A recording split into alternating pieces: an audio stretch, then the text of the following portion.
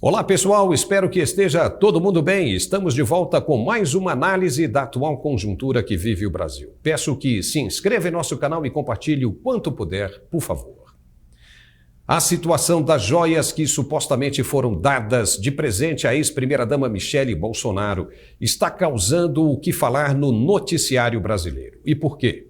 Porque pode ser uma forma de incriminar a esposa do ex-presidente e ele mesmo, inclusive, e sujar a ficha dos dois para que eles não representem ameaça nenhuma aos comandantes do atual poder no que se refere ao pleito de 2026.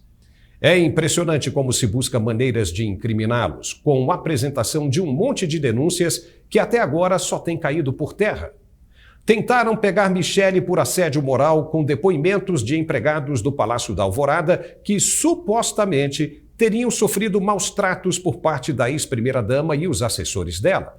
Ficou vergonhoso isso, sem nenhuma sustentação jurídica, mas vale jogar o que puder no ventilador para ver se respinga alguma coisa na imagem do casal.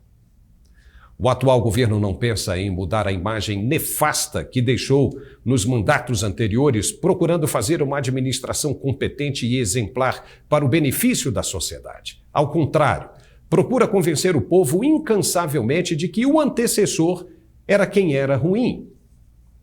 Ora, faça um bom governo a todo gás que o povo naturalmente vai esquecer do que foi feito pelo antecessor. Mas não, é o tempo todo falando de Bolsonaro e tentando incriminá-lo. Foca no que tem que ser feito e o resto, as ações corretas e assertivas, cuidarão por si só.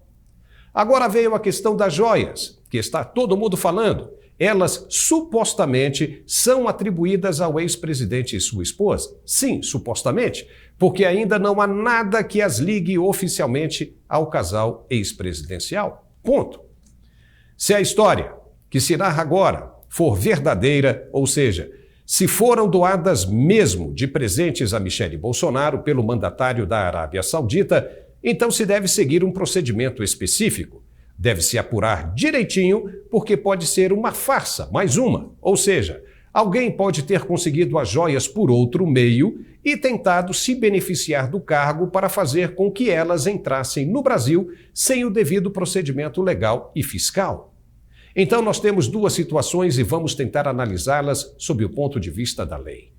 A suposta resistência do governo em declarar como bem público as joias e relógios, avaliados em 16 milhões e meio de reais, bate de frente com um entendimento do Tribunal de Contas da União desde 2016.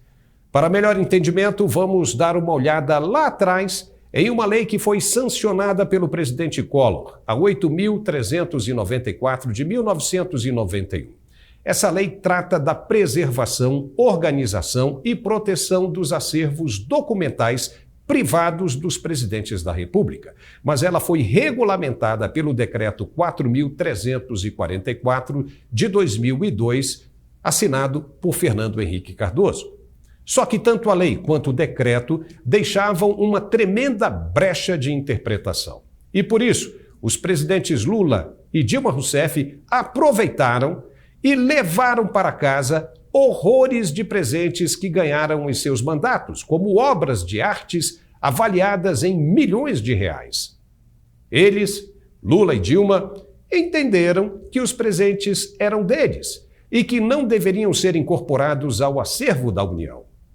A Polícia Federal conseguiu encontrar os pertences surrupiados do governo em um galpão do Sindicato dos Metalúrgicos de São Bernardo do Campo, em São Paulo. Foram mais de 400 do Lula e 117 presentes da Dilma. Mas, justamente a falta de clareza e de outra previsão legal fez com que a lei fosse usada por vários anos como suporte à interpretação de que presentes recebidos pelos mandatários só seriam incorporados ao patrimônio público caso fossem recebidos em solenidade de troca de presentes, uma coisa oficial. Por isso, os presentes milionários foram parar no galpão do Sindicato dos Trabalhadores. Lula e Dilma diziam que eram deles. Mas, a partir de 2016, o TCU resolveu colocar ordem nessa bagunça. O tribunal concluiu o julgamento do Acórdão 2255, que mudou a interpretação da lei, com base, entre outros, no princípio constitucional da moralidade, artigo 37. Relatou-se neste julgamento não haver previsão legal clara que estabelecesse regras de recebimento e posse de presentes pelos mandatários, e que isso estaria levando a uma situação em que eles próprios e os assessores estariam definindo sem regra clara o que ao final do mandato ficaria sob domínio público e o que seria incorporado ao patrimônio privado, o que o presidente poderia levar para casa. Abre aspas. Imagine-se a situação de um chefe de governo presentear o presidente da República do Brasil com uma grande esmeralda de valor inestimável ou um quadro valioso. Não é razoável pretender que possam incorporar-se ao patrimônio privado do presidente da República, uma vez que ele os recebe nesta pública qualidade. Fecha aspas. Escreveu o ministro Walton Aleccar, relator do caso. Correto? Porque quem teria interesse em doar obras de arte para o presidente Lula ou joias valiosas para o presidente Bolsonaro se eles não fossem mandatários? É óbvio que isso só acontece na condição de representante máximo de uma nação. Logo, os presentes são dados indiretamente à nação. E querer abocanhar esses presentes é um ato ilegal, agora já tipificado e esclarecido. Porém, as joias não foram encontradas com Bolsonaro e nem com a esposa dele. Ela sequer sabia do conteúdo e valor, foi surpreendida, como mesmo atestou nas redes sociais. Querer vincular o ex-presidente a um ato que ele não cometeu vai ser mais um tiro na água. Um assessor usou o avião presidencial para ir até São Paulo tentar a liberação do lote. Mas foi o presidente quem mandou? Existem provas disso? Claro que não. Portanto, o ministro da Justiça do governo que aí sim cometeu atos semelhantes e comprovados, amplamente divulgados, não pode falar agora, pelo menos por enquanto, em peculato ou lavagem de dinheiro por ser ainda muito cedo. É leviano demais.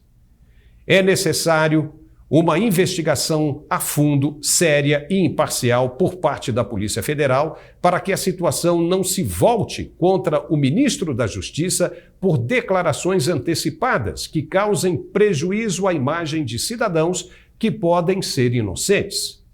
Há que se ter muito cuidado, porque o tiro pode se tornar a força do adversário mais uma vez. A presidente do PT, Gleisi Hoffmann, mais uma vez, já saiu disparando para todo lado que houve tráfico e que o ex-presidente Jair Bolsonaro é corrupto pelo caso das joias presenteadas a Michele. A petista afirmou que se trata só da cereja do bolo. Mas ela se esquece que Lula e Dilma tiveram o mesmo procedimento de ficar com os presentes sem declarar a receita. Eita!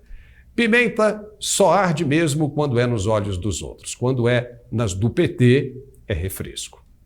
Bolsonaro não ficou com as joias, nem sequer colocou as mãos nela. Ficaram na receita e foram apreendidas na mochila de um assessor do ministro das Minas e Energia. Me parece mais um argumento fraco que pode se voltar contra o governo da caça às bruxas. Hoje a gente tinha um monte de coisa para falar. Mas para não ficar muito longo, estamos encerrando por aqui mesmo. Amanhã voltamos com muito mais, inclusive abordando o assunto da reunião entre o presidente Lula e o ministro das Comunicações, Juscelino Filho. Não se esqueça de se inscrever em nosso canal e compartilhar se achar que ficou legal. Por favor, precisamos muito da sua ajuda. Um forte abraço e até a próxima.